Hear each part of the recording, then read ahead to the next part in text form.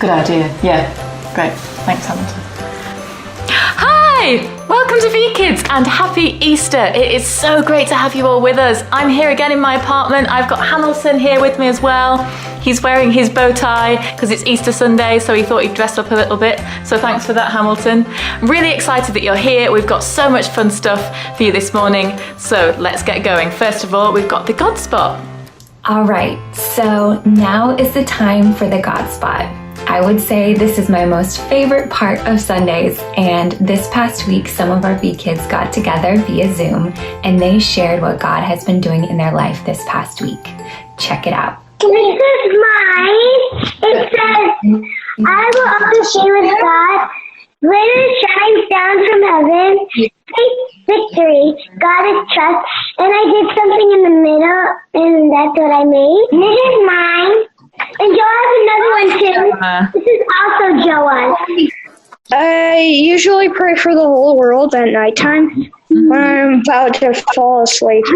So, I'm going to tell you the story about what happened on Easter Sunday. But before we do that, some of you might have seen the video that I did on Good Friday a few days ago, just to tell us about why Jesus actually had to die. But some of you might not have seen that, so let's just have a quick reminder and then I'll tell you the story of what happened 3 days later.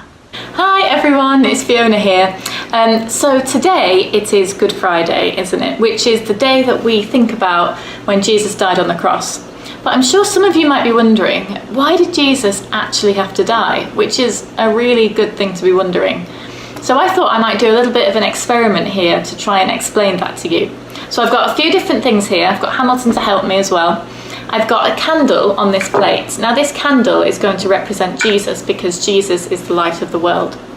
And then I have got this, which is going to represent our sin, my sin, your sin, everything we've ever done wrong, everything that we will ever do wrong. So this is the sin of the whole world, which is this.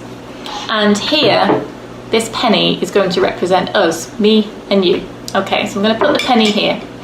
And then I'm going to surround the penny, so that's us, with the sin. So that's everything we've ever done wrong, and it's covered the penny. So we're surrounded by the sin right now, but we've got Jesus in the center. So I'm just going to light the candle, because remember, Jesus is the light of the world. So let's just light the candle. Oh, Hamilton wants to say something.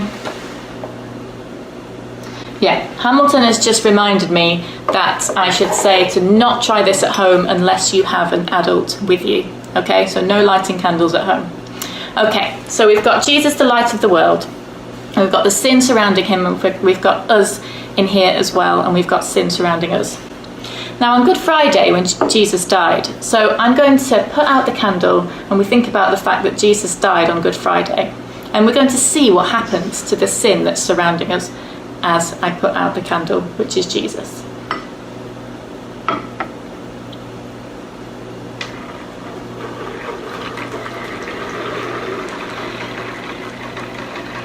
So can you see that by putting out the candle, all of the sin was absorbed? So Jesus absorbed all of our sin, and we're actually left here, and there's no sin surrounding us anymore. So we're free of our sin because Jesus took all of that on when he died. So we can be over here in the knowledge that Jesus died to take away the sins of the whole world. So, as we learned just then, on Good Friday, Jesus died to take away the sins of the whole world. So it tells us in the Bible that then on the Sunday morning, Mary Magdalene and some of her friends were walking down to the garden tomb. And they were so sad. Jesus had died, he'd been buried in the tomb, and they were just really, really upset about this because this was not the ending that anybody wanted. But as they got closer to the tomb, they could see that this massive stone that was in front of the entrance to the tomb had been rolled away. And as they got closer, they could see that there was an angel in the tomb, and the cloths that had been wrapped around Jesus' body were actually folded up and just put down. And they were pretty scared at this point because things were happening that they weren't expecting. Jesus' body wasn't there, there was an angel there, but the angel said, Don't be afraid. But I think they were still a little bit afraid. And they said to the angel, "Where's Jesus? Where have you put him?" And the angel said, He's risen. He's come back to life just as he said he would. And they couldn't believe it. The rest of the women went home, but Mary stayed around, and she was walking in the garden, and she was thinking, but where is he? Where's Jesus? How can this be? I don't understand. And then she heard a voice say, Mary. And she knew that it was the voice of Jesus. But she could hardly believe it, and she turned round, and she squinted, and she shielded her eyes. And it was Jesus. And she cried and cried. She was so happy to see him. And Jesus said to her, go and tell everyone what you have seen. So she ran and she ran and she ran to tell everyone. She was so happy. She was so filled with joy because death wasn't the end. Jesus had risen from the dead.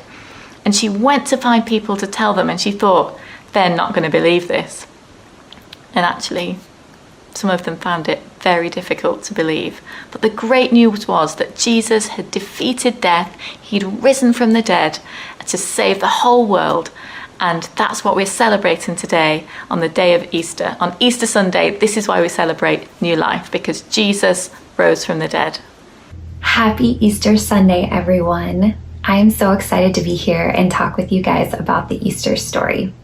I really began to think about the story this past week and just how it connects to this moment I find myself in. And it's a story that I've heard many times, and I'm sure maybe you guys have heard before. But one thing about the story that really stood out to me in this moment was the disciples and the women. And I just began to really understand how confused they must have been and how sad they must have been.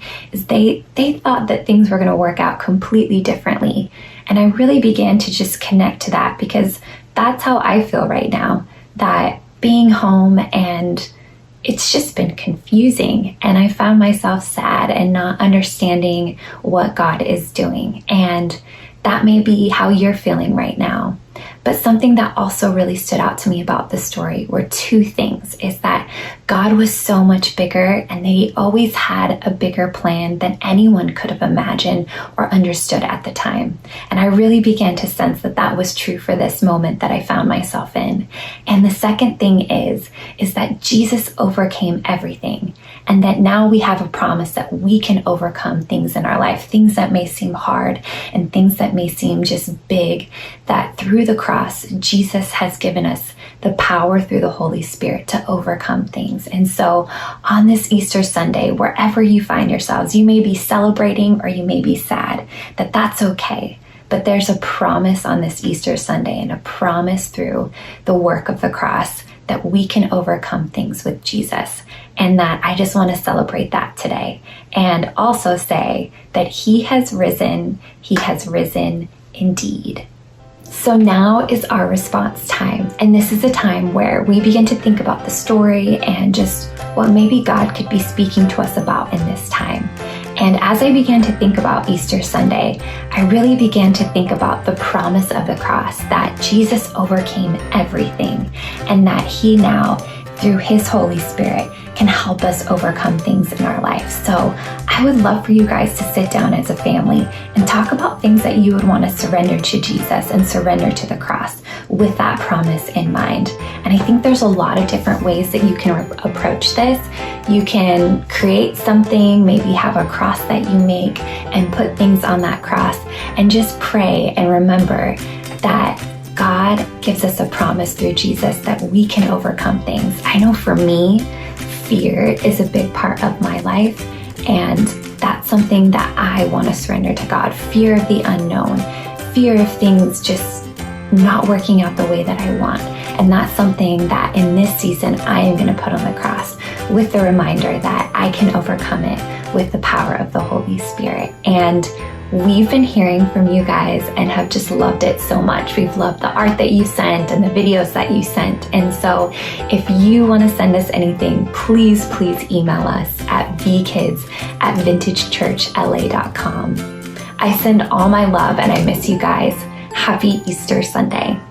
So, as Miss Catherine just said, we love having all your pictures and drawings and crafts coming in, being sent in to us. And this week has been no different. You have sent in so many of the things that you've been doing. You've been doing the beautiful chalk drawings, drawings of hope, messages of hope on your sidewalks and in your windows. And you've been decorating the crosses that we sent out, and doing all sorts of things, and we love hearing from you and seeing what you've been up to. And Hamilton here has got a list of who we've had send some things in this week. So we've had some great work from Olivia and Joa and Drake and Asher, who've been doing some beautiful chalk drawings and also decorating their crosses as well. And Molly and Cooper have been sending in some of their excellent artwork. They've been doing some drawings on the sidewalks, and they've also been making some crosses, decorating crosses, and doing all sorts of things as well. We've had Anthony and Luca who sent in their chalk drawings from this week, which has been really encouraging, and Jensen and Ezekiel have been doing the decorating the cross and the drawings as well, which has been so lovely. And we've had some more cross decorations sent in by Sophia, Abigail and Liam as well, and we've had Dax send us in a chalk picture, and Clarice who did a beautiful rainbow, and we've also had Sailor and Jubilee who sent us in some of their chalk pictures as well. So do keep sending them in. We love to see what you've been up to in the week. Okay, we're going to go into our worship time now. So we've had some of you as well sending in your videos of you doing the My Lighthouse actions, so we've got a great video for you to join in with today. So we hope you enjoy it, and let's all worship together. In my wrestling and in my doubts, in my failures, you won't walk out.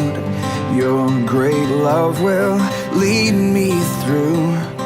You are the peace in my troubled sea. Whoa, you are the peace in my troubled sea.